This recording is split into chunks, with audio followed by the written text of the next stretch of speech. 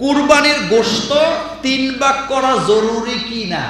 আমরা অনেক সময় 3 ভাগ করি, তো 3 ভাগ করি। সমান সমান করা জরুরি কিনা? উত্তর হলো না, সমান সমান করা জরুরি না। নিজে বেশি খাইয়া কম বিলি করলেন, অথবা কম খাইয়া বেশি কি বিলি করলেন, এটার মধ্যে অসুবিধা গুনাহ কিচ্ছুই নাই। আল্লাহ পাক বলেন ফাকুলু মিনহা ওয়া আতইমুল বাঈসাল ফাকির, তোমরা কুরবানির গোশত নিজেরা খাও এবং গরিব মিসকিনকে কি দাও, এবং যদি খাইয়া শেষ করতে না পারো এটাকে সংরক্ষণ করো। আপনি যদি ইচ্ছা করেন বেশিরভাগটা আপনি মানুষকে দিয়ে দিলেন, কুরবানির গোশত আছে, কম খাইলেন, এটাই ভালো।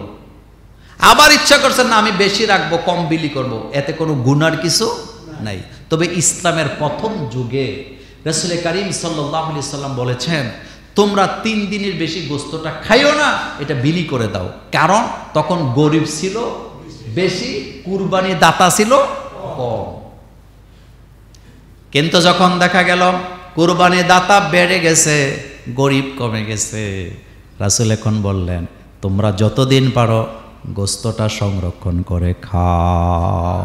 তা আগে তো আর ফ্রিজ আছিল না, গোশতটার একটু মশলা দিয়া মাখাইয়া শুকাইয়া কি রাখতো, ওইটার মধ্যে আলাদা একটা টেস্ট আছে।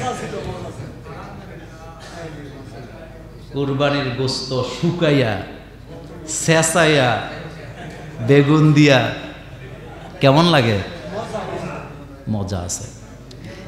আজকে যাইয়া বলবেন মোল্লা ভাই বলছে এটা শুকানের লাগে আস্তা রান শুদ্ধ শুকাই লাগি।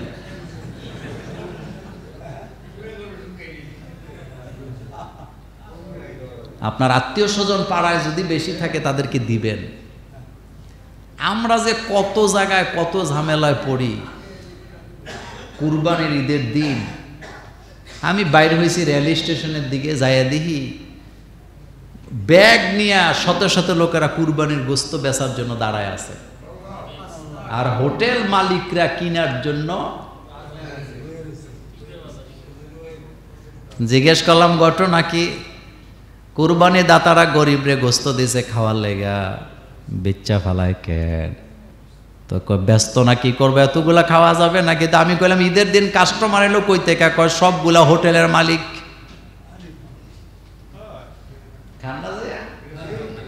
খাইয়েন।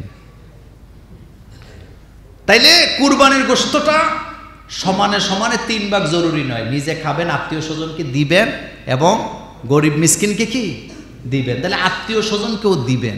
কিন্তু সমস্যা আরেক জায়গায়। দেখবেন আপনি আত্মীয় স্বজনকে দিতে চাইবেন, ঘরের মধ্যে আপনার ফতুয়া দিব, ওদের কি গোশত কম আছে নাকি? ভাতৃত্ব এই জিনিসটা কি আস্তে আস্তে। আম্মা জান আয়েশা সিদ্দিকা রাদিয়াল্লাহু তাআলা আনহা বলেন রাসূল যখন গোশত পেত, গোশতগুলা ছোট্ট ছোট্ট এই রকমের পোটলা বানায়া মদিনার অলিতে গলিতে ঘুরতেন, খাদিজার বান্ধবীরা কোথায় আছে দেওয়ার জন্য। আম্মা জান খাদিজা রাদিয়াল্লাহু তাআলা আনহুর বান্ধবীর সংখ্যা কম ছিল না বেশি ছিল?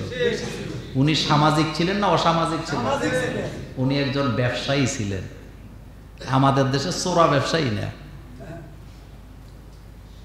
আরব দেশে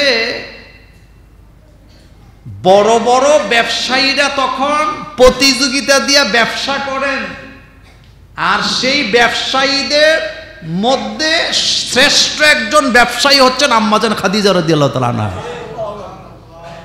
আপনি কি মনে করছেন আপনি ইসলামটা বুঝেন নাই? আপনি মনে করতেছেন ইসলাম শুধু আসছে নারীদেরকে ঘরের ভিতরে তালা দিয়ে রাখা। আমরা কোনোদিনও নারীদেরকে তালা দেওয়ার কথা বলি নাই। আমরা শুধু নারীদেরকে একটা শালীন অবস্থায় ফিরিয়ে দিতে চাই, যেখানে তাদের সম্মান রক্ষা হবে। কি রক্ষা হবে? সম্মান। কিন্তু ওই চাকরি নারীদের দ্বারা হারাম, যে চাকরি নেওয়ার আগে প্রস্তাব দেওয়া হয় এখানে চাকরি করতে হলে বসকে খুশি করা লাগবে, এই ধরনের চাকরি করা হারাম হারাম হারাম।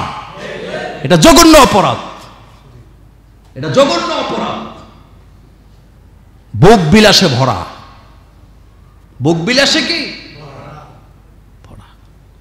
কথা বললে আবার মামলা টামলা খামো।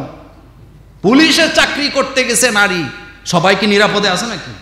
আপনার কাছে কি মনে হয়? রাসূল করিম সাল্লাল্লাহু আলাইহি ওয়াসাল্লাম বলেছেন, পৃথিবীতে যত সম্পদ আছে সমস্ত সম্পদের মধ্যে শ্রেষ্ঠ সম্পদ হলো সতীত্ববান নারী। এর চেয়ে শ্রেষ্ঠ সম্পদ আর নাই। তো যাই হোক, কুরবানির গোশতের ব্যাপারে কথা বলতে গিয়ে ওদিকে গেলাম।